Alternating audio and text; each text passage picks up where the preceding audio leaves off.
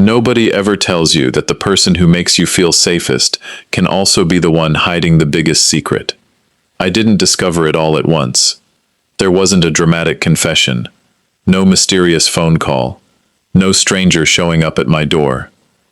It happened the way the worst truths usually do, one small piece at a time, each one easy to ignore until they finally formed a picture I couldn't look away from. My name is Nicholas Demetrio. Most people call me Nick. I'm 35 years old, and I own a commercial real estate company just outside Detroit, Michigan. My father started the business decades ago with almost nothing, and together we turned it into one of the most respected firms in the area. Success was something I appreciated. Family was something I treasured. In my house, family always came first. We're a loud Greek-American family. Sunday dinners aren't optional. My mother still cooks enough food to feed half the neighborhood, and my uncle somehow appears every weekend without anyone inviting him. That's simply how we live. So when I fell in love with Megan, I didn't just want her. I wanted her to become part of us. We met at a charity fundraiser in Birmingham. She was confident without being arrogant, funny without trying too hard, and somehow managed to win over my mother within an hour. That alone felt like a miracle. Within a few months, she was joining every Sunday dinner, laughing with my relatives, helping my mother in the kitchen, and listening patiently to my uncle's endless stories. Everyone loved her, especially me. 14 months after we met, I proposed on a rooftop overlooking downtown Detroit. She said yes before I even finished asking. For the first time in years, I honestly believed life had fallen perfectly into place. If someone had told me then that our engagement would end because of a lie bigger than I could imagine, I would have laughed. There was only one subject Megan never wanted to discuss: her parents. The first time I asked, she became unusually quiet. My childhood wasn't a happy one, she said softly. My parents were controlling, emotionally toxic. Walking away from them was the only way I could have a normal life. I believed her. Why wouldn't I? She never sounded rehearsed. She never sounded angry. She sounded hurt.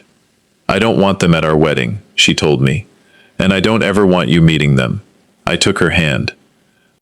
If that's what you need, I said, then that's enough for me. At least, I thought it was. The problem wasn't me. It was my family. To us, marriage doesn't unite two people. It joins two families. As our wedding got closer, everyone quietly wondered the same thing. Who were Megan's parents? Where did she come from? One Sunday evening, my uncle finally asked the question everyone else had been avoiding. Megan, he said with a friendly smile, when do we get to meet your folks? The room instantly fell silent. She forced a smile. We're not in contact.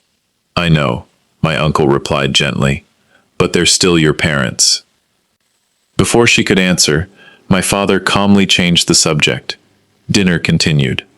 But the question never really left the room. Later that night, after Megan went home, my father poured himself a glass of wine and joined me in the kitchen. I like her, he said. I know. I believe she loves you. I know. He looked at me for a long moment. But you're about to stand in front of God and promise your life to someone whose family you've never met. They're abusive, I answered. He nodded slowly. Maybe they are. Then he said something I couldn't stop thinking about. Toxic people still have an address. That sentence stayed with me for days.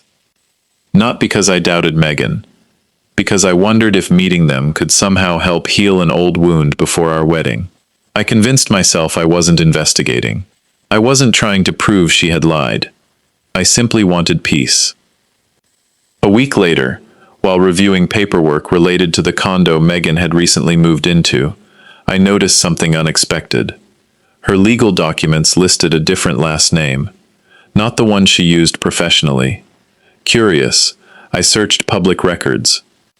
Within minutes, I found an address in Saginaw, Michigan, about 90 minutes north of Detroit. I stared at the screen for a long time. Then I made a decision I immediately promised myself I'd never tell her about. The following Saturday morning, I told Megan I had to inspect one of our properties. She kissed me goodbye without looking up from her laptop. "Drive safe," she smiled. I headed north on I-75. The entire drive, I imagined wealthy parents living behind iron gates, people who might judge me, people who might believe I wasn't good enough for their daughter. I rehearsed introductions the whole way.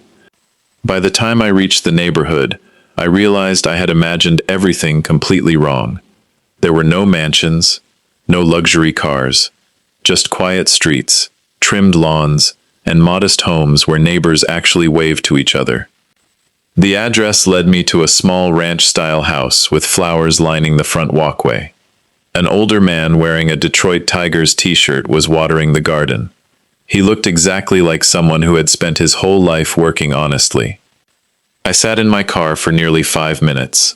Finally, I got out. As I walked toward him, he looked up cautiously. "Can I help you?" I swallowed hard. "Sir, my name is Nicholas Demetrio." I paused.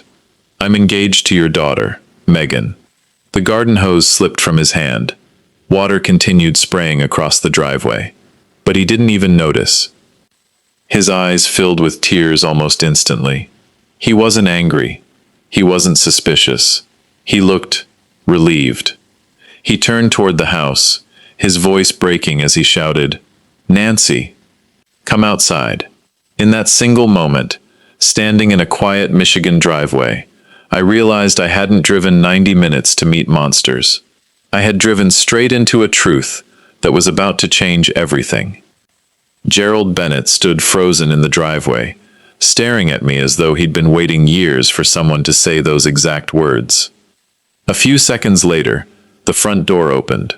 An older woman hurried outside, wiping her hands on a kitchen towel.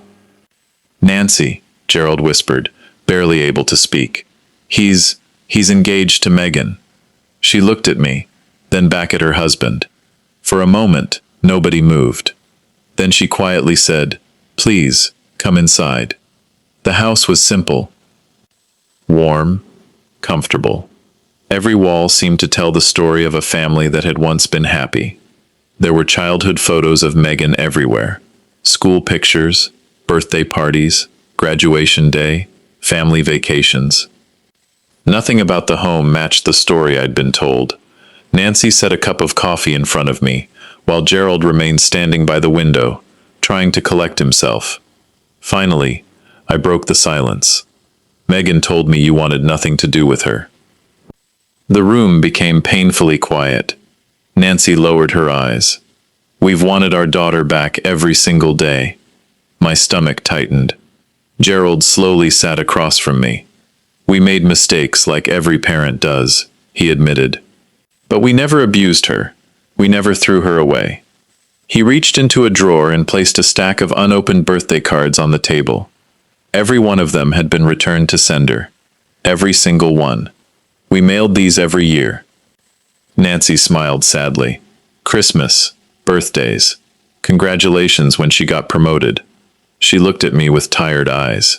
She never opened a single one. I felt like the air had been sucked out of the room. Then Gerald told me the story. After college, Megan moved to Detroit and built an impressive corporate career. Over time, she became obsessed with fitting into a wealthy social circle. She started using her middle name instead of Bennett. She slowly distanced herself from everyone back home. Then came the wedding. She demanded $100,000 to pay for the ceremony. It wasn't about the money, Gerald said quietly. It was everything we had saved for retirement. He rubbed his hands together. I offered $15,000, every dollar we could responsibly give. He looked away. She told us, if we couldn't invest in her future, we didn't deserve to be part of it. Nancy couldn't hold back her tears anymore. She blocked us that same night. I didn't know what to say. Nothing could make that story easier to hear. Then my phone buzzed. It was a text from Megan. Babe, great news. My parents finally apologized. They'd love to meet you tomorrow before they leave town. I'm so excited you'll finally meet them. I stared at the screen. My heart sank. I slowly turned the phone toward Gerald and Nancy. Neither of them had spoken to their daughter in nearly 2 years. The message couldn't possibly be true. Nancy read it once, then quietly pushed the phone back toward me. She never contacted us. At that moment, everything changed. This wasn't an old family misunderstanding. She was actively creating a brand new lie. I drove back to Detroit with one question repeating in my head. If those weren't the parents she planned for me to meet, then who was? Over the next few days, I paid close attention. Not by searching through her phone, not by spying on her. I simply listened. She kept mentioning her senior executive, Robert Callahan. Then his wife, Vivian. Little comments slipped naturally into conversation. Robert gave me some great career advice. Vivian invited us to another charity event. They've always treated me like family. Family. That word caught my attention every time. One afternoon, I looked Robert Callahan up online. Senior Vice President. Highly respected. Successful. His wife appeared beside him in charity galas and business magazines. They looked exactly like the kind of polished, wealthy couple Megan wanted people to believe had raised her. Then everything finally made sense. She wasn't introducing me to her parents. She was introducing me to replacements. A day later, a reminder appeared on our shared calendar. Lunch with Robert and Vivian. Saturday, 12:30 p.m. Finally meeting my parents. My chest tightened. She wasn't nervous. She expected me to believe every word. That evening, I drove straight to my parents' house. My father listened without interrupting as I explained everything, from the visit to Saginaw, to the returned birthday cards, to the fake lunch. When I finished, he asked only one question. "What are you going to do?" "I could expose her at lunch," I answered. He slowly shook his head. "No." I looked at him. A lie that's interrupted becomes an argument. He folded his hands on the table. A lie that's completed becomes a confession. Those words settled everything. "I'll go to the lunch," I said, "but I won't confront her there." "What then?" he asked. I looked him in the eye. "I'm inviting everyone to one dinner. My family, her real parents, and the people pretending to be them." For the first time all evening, my father smiled. "Now you're thinking." The trap wasn't built out of anger. It was built out of truth. All I had to do was let everyone take their seat at the same table.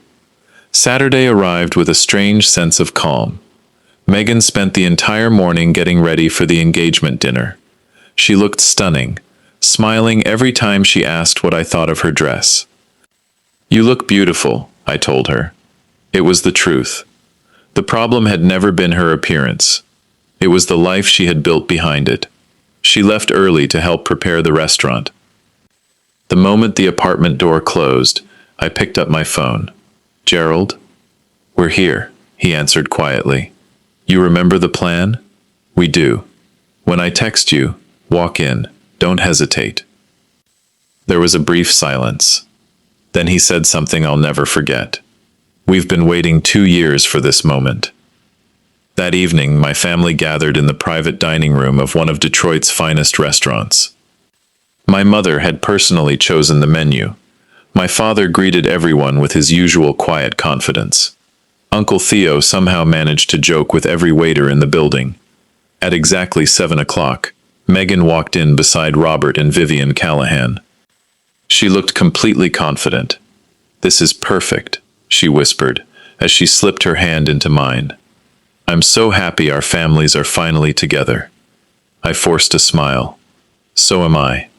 Dinner began. Robert carried himself like a successful executive. Vivian played the role of a proud mother perfectly. Megan laughed easily, completely convinced her plan was working. I watched all three of them, not with anger, with certainty. After the main course, I quietly pulled out my phone. One word. Now. I slipped the phone back into my pocket. Then I stood and raised my glass. The room fell silent. "My family has always believed that sharing a table means sharing the truth," I began. We don't celebrate appearances. We celebrate the people who stood beside us long before anyone else did. Everyone listened. Megan smiled proudly, expecting a romantic speech.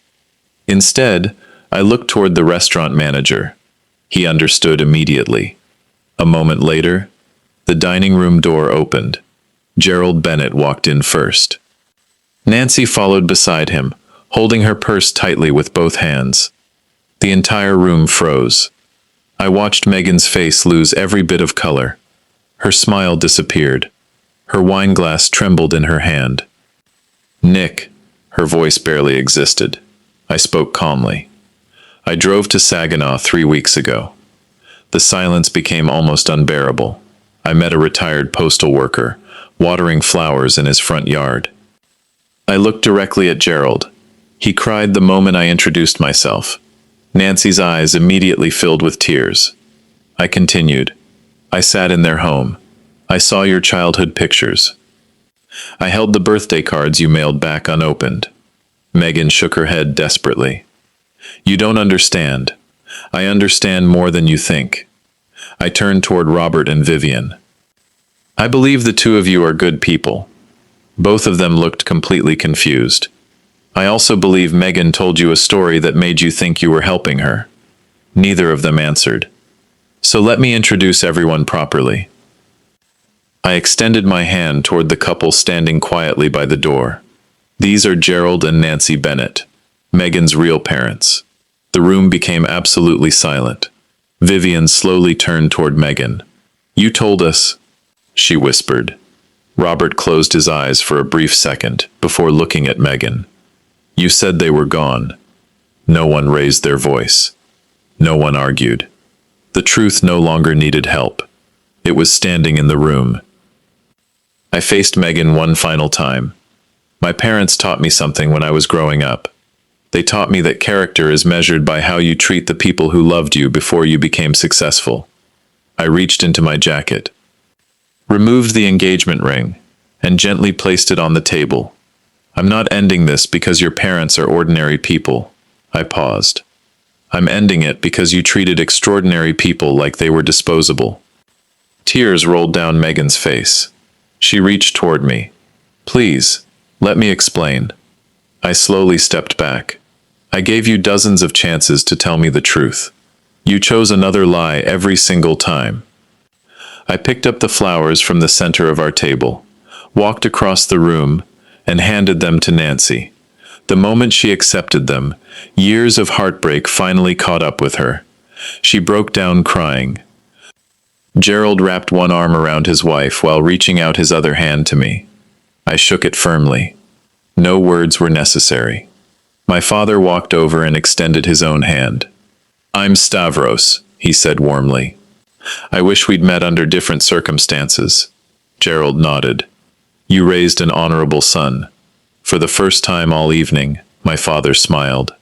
My mother didn't say anything. She simply hugged Nancy, as though she'd known her for years.